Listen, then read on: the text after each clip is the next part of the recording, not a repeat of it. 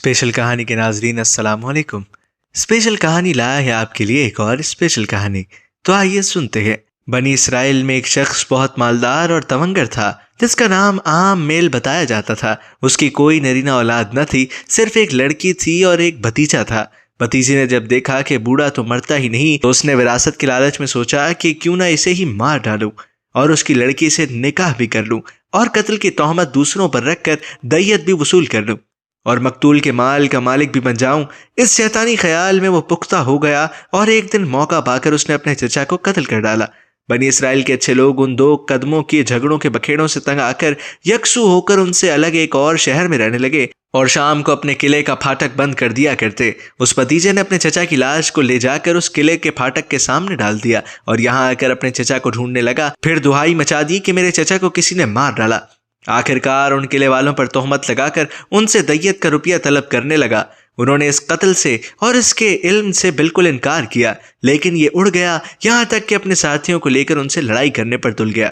یہ لوگ عاجز آخر حضرت موسیٰ علیہ السلام کے پاس آئے اور واقعہ عرض کیا کہ یا نبی اللہ، یہ شخص خواہ ہم پر ایک قتل کی تہمت لگا رہا ہے، حالانکہ ہم بری الذمہ ہیں۔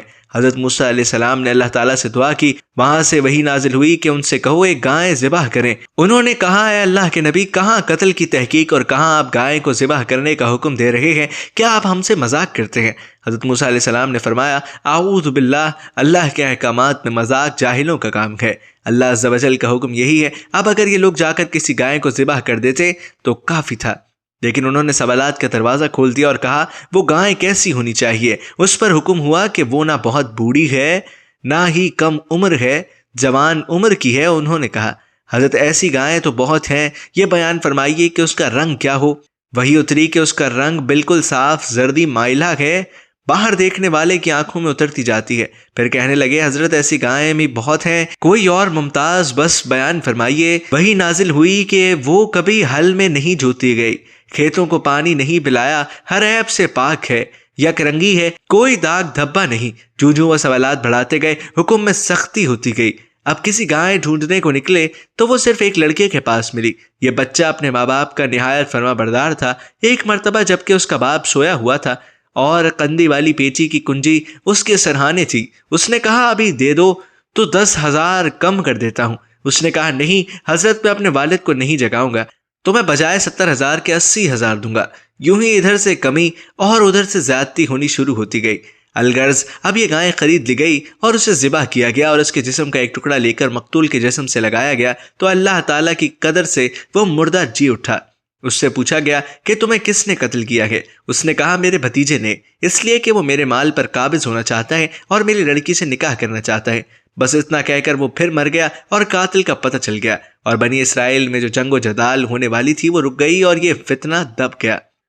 اس بھتیجے کو لوگوں نے پکڑ لیا، اس کی عیاری اور مکاری کھل گئی اور اسے اس کے بدلے میں قتل کر ڈالا گیا۔ یہ قصہ مختلف الفاظ سے مروی ہے۔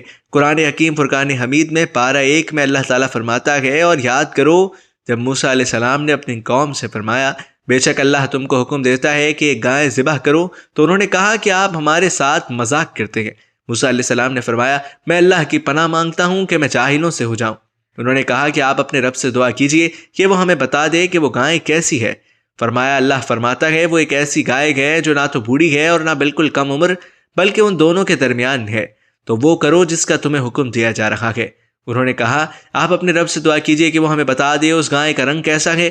فرمایا، کہو اللہ فرماتا ہے، وہ پیلے رنگ کی گائے ہے جس کا رنگ بہت گہرا ہے، وہ گائے دیکھنے والوں کو خوشی دیتی ہے۔ انہوں نے کہا، آپ اپنے رب سے دعا کیجئے کہ ہمارے لیے واضح طور پر بیان کر دے کہ وہ گائے کیسی ہے، کہ بے شک گائے ہم پر مشتبہ ہو گئی ہے، اور اگر اللہ چاہے تو یقیناً ہم راہ پائیں گے۔